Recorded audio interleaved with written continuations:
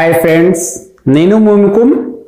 మనము POLYCET physics సిరీస్లో భాగంగా ఇది 12th పార్ట్.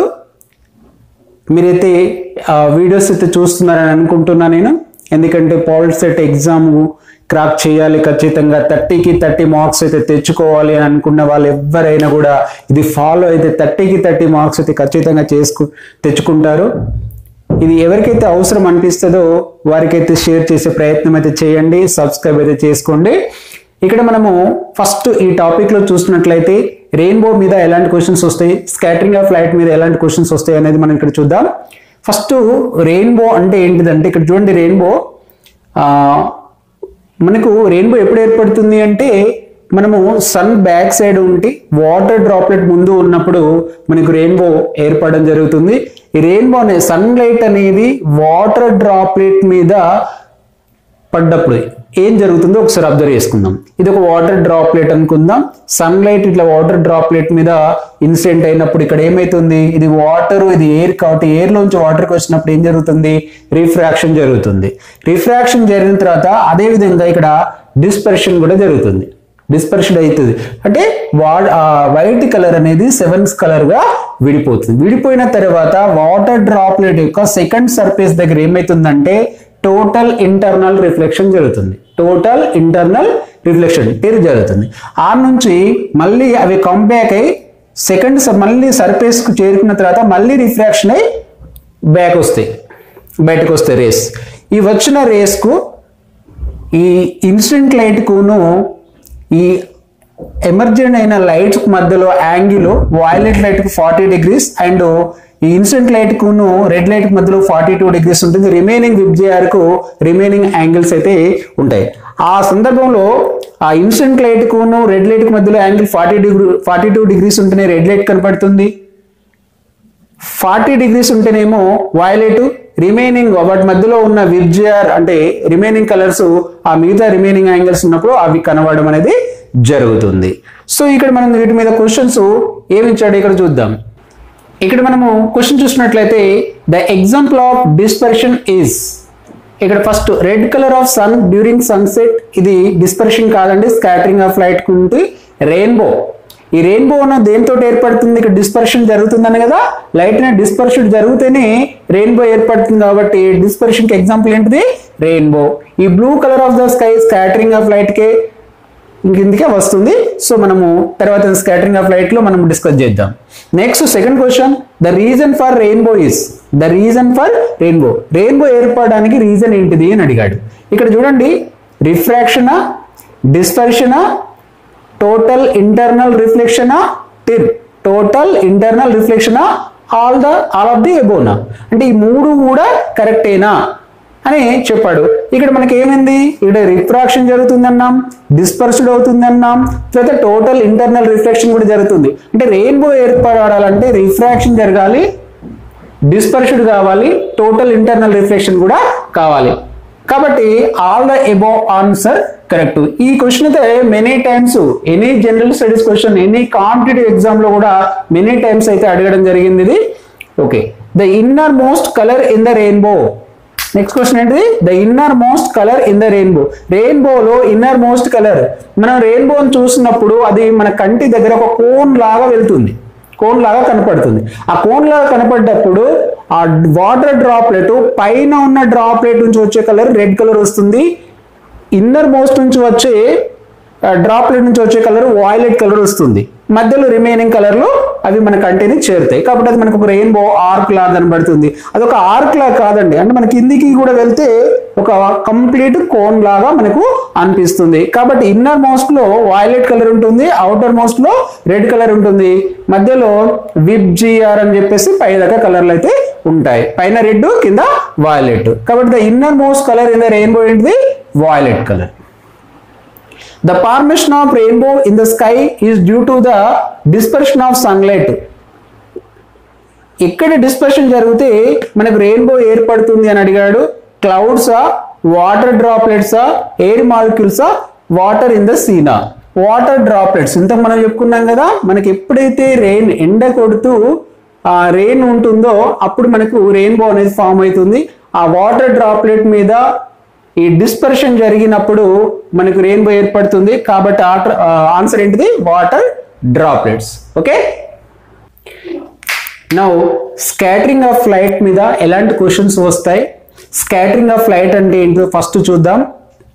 ఏదైనా ఒక ఆటం పైన దాని ఫ్రీక్వెన్సీ సమ్ ఫ్రీక్వెన్సీ ఉన్న లైట్ ఈ ఆటం సైజుకు కాంపేరబుల్ వేవ్ లెంత్ ఉన్న లైట్ ఈ ఆటం మీద పడ్డప్పుడు ఈ ఆటం ఏమైతుందంటే వైబ్రేట్ అవుతుంది.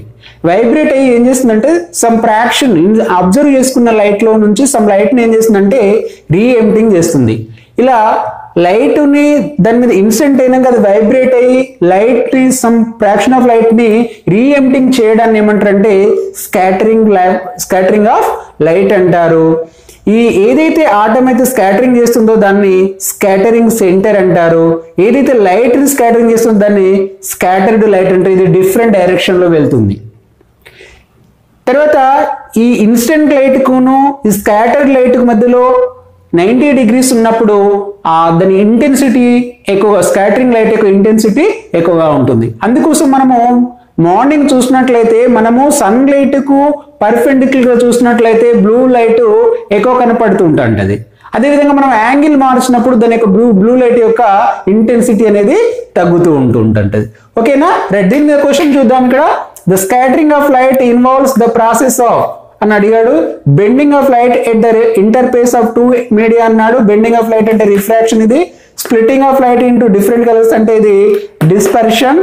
Convergence of light rays at the focus. So మనం లాస్ట్ చూడండి, reemission of absorbed light. Reemission of absorbed light ఇక్కడ ఏం చేస్తుంది? ఈ ఆటము అబ్జర్వ్ చేసుకున్న లైట్ ని రీఎమిషన్ చేస్తుంది, వైబ్రేషన్ అయ్యి రీఎమిషన్ చేస్తుంది. కాబట్టి స్కాటరింగ్ ఆఫ్ లైట్ కు రీఎమిషన్ ఆఫ్ అబ్జర్వ్డ్ లైట్ అనేది కరెక్ట్ ఆన్సర్ అవుతుంది. నెక్స్ట్ సెకండ్ చూడండి, when light passes through the liquids the change off frequency of scattered light is related to అన్నాడు. సపోజ్ ఇక్కడ సమ్ ఫ్రీక్వెన్సీ ఉన్న లైట్ దీని ఇన్సిడెంట్ అయిన తర్వాత మళ్ళీ రీఎమిటెడ్ అయ్యే లైట్ కును ఈ ఇన్సిడెంట్ లైట్ కు ఫ్రీక్వెన్సీ లో డిఫరెంట్ ఉంటుంది అని చెప్పేసి రామన్ అంటే సర్ సివి రామన్ గారు కనుక్కున్నారు. దీనినే రామన్ ఎఫెక్ట్ అని అంటాం. కాబట్టి అది ఎవరికి రిలేటెడ్ అంటే రామన్ ఎఫెక్ట్ అంటే ఇన్సిడెంట్ లైట్ యొక్క ఫ్రీక్వెన్సీకి రీఎమిట్ అయ్యే స్కాటర్డ్ అయ్యే లైట్ యొక్క ఫ్రీక్వెన్సీకి డిఫరెంట్ ఉంటుంది అని చెప్పేసి తను కనుక్కున్నాడు. ఈ ఎఫెక్ట్ మనం రామన్ ఎఫెక్ట్ అని అంటాం. నెక్స్ట్ ఇక్కడ చూడండి, Raman effect is related to which phenomenon of light. ఈ కిందికి సంబంధించిన ఏ ఫినామినా రామన్ ఎఫెక్ట్ సంబంధించింది అని అడగడం జరిగింది. రిఫ్రాక్షనా, రిఫ్లెక్షనా, డిస్పర్షనా, స్కాటరింగా. అంటే స్కాటరింగ్ లైట్ అంటే సమ్ ఫ్రీక్వెన్సీ తోటి ఇన్సిడెంట్ అయిన లైట్ ఎంటింగ్ అయిన లైట్ యొక్క ఫ్రీక్వెన్సీకి డిఫరెంట్ ఉంటుంది అని చెప్పేసి చెప్పడం జరిగింది కదా, అదే రామన్ ఎఫెక్ట్. అది స్కాటరింగ్ ఆఫ్ లైట్ కి సంబంధించింది కాబట్టి scattering of light answer. Next question, which of the following molecules in atmosphere are responsible for blue color of sky? Sky blue colour లో కనపడడానికి కారణము ఏ మాలిక్యూల్స్ అని అడిగాడు. మనకు మాలిక్యూల్స్ అంటే అట్మాస్ఫియర్ లో సో మెనీ మాలిక్యూల్స్ ఉంటాయి. అందులో నైట్రోజన్ అండ్ ఆక్సిజన్ మాలిక్యూల్స్ ఎక్కువగా ఉంటాయి. కాబట్టి ఇవి బ్లూ కలర్ వేవ్ లెంత్ కు కాంపేరబుల్ గా ఉంటాయి. కాబట్టి ఇవి ఎక్కువ ఉండడం వలన బ్లూ లైట్ ని ఎక్కువ స్కాటరింగ్ చేస్తాయి. బ్లూ లైట్ ని ఎక్కువ స్కాటరింగ్ చేయడం వల్ల మన కంటికి బ్లూ లైట్ ఎక్కువగా రీచ్ అవుతుంది. కాబట్టి స్కై మనకి ఎలా కనబడుతుంటే బ్లూ కలర్ లో కనబడుతుంది. కారణం nitrogen oxygen molecules. Option 4 correct answer. If more water molecules are present in the atmosphere the sky looks. Water molecules atmosphere లో ఎక్కువ ఉన్నప్పుడు స్కై ఎలా కనపడుతుంది? మనకు వైట్ కలర్ లో కనపడుతుంది. ఎందుకు? వాటర్ మాలిక్యూల్స్ అట్మాస్ఫియర్ లో ఎక్కువ ఉన్నప్పుడు డిఫరెంట్ సైజులో వాటర్ మాలిక్యూల్స్ ఉంటాయి. కాబట్టి అవి డిఫరెంట్ లైట్స్ స్కాటరింగ్ చేస్తాయి. డిఫరెంట్ లైట్స్ స్కాటరింగ్ చేయడం వలన మన కంటికి అన్ని కలర్లు మన రీచ్ అవుతాయి. కాబట్టి మనకు వైట్ కలరే కనపడుతుంటుంది. ఓకేనా, రైట్. నెక్స్ట్ లాస్ట్ క్వశ్చన్ చూడండి, the sun appear to be dash during noon hours. మధ్యాహ్నం వేళలో సన్ ఎలా కనబడుతుంటాడు? ఎట్లా కనబడుతాడు? మనకు వైట్ కనబడతాడు. ఎందుకు వైట్ కనబడుతుంటాడు? మధ్యాహ్నం వేళల్లో సూర్యుడు అంటే సన్ మనకు నియరెస్ట్ గా ఉండడం వలన ఎక్కువ హీట్ తోటి ఆ వాటర్ అంతా వేపర్ ఎక్కువగా అవుతుంది. వాటర్ వేపర్ కావడం వలన మాలిక్యూల్స్ వాటర్ మాలిక్యూల్స్ అనేవి డిఫరెంట్గా ఉంటాయి కాబట్టి ఎక్కువ అంటే డిఫరెంట్ లైట్ స్కాటరింగ్ చేస్తాయి. అంతేకాకుండా మిడ్ డే మనకు సన్ నియరెస్ట్గా ఉంటాడు కాబట్టి స్కాటర్ అయిన ఆల్ లైట్స్ కూడా మనకి కంటిన్యూ చేరుతాయి. కాబట్టి మనకు మిడ్ డే అనేది మనకు సన్ ఎలా కనబడతాడు, వైట్ కలర్లో కనపడుతుంటాడు.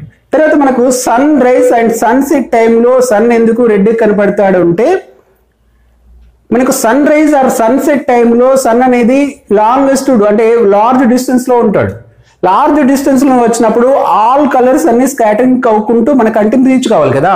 ఆ వచ్చేటప్పుడు రెడ్ కలర్కు వేవ్ లెంత్ కాంపేర్ మాలిక్యూల్స్ అట్మాస్ఫియర్లో తక్కువ ఉంటాయి. అంటే రెడ్ కలర్ మన కంటిని చేరే వరకు తక్కువ స్కాటరింగ్ అవుతుంది. ఆల్ కలర్స్ మోర్ స్కాటరింగ్ జరగడం వలన అవి మన కంటిని చేరేంత లోపట్నే ఆ కలర్లన్నీ వానిష్ అంటే మాయమైపోతుంటాయి.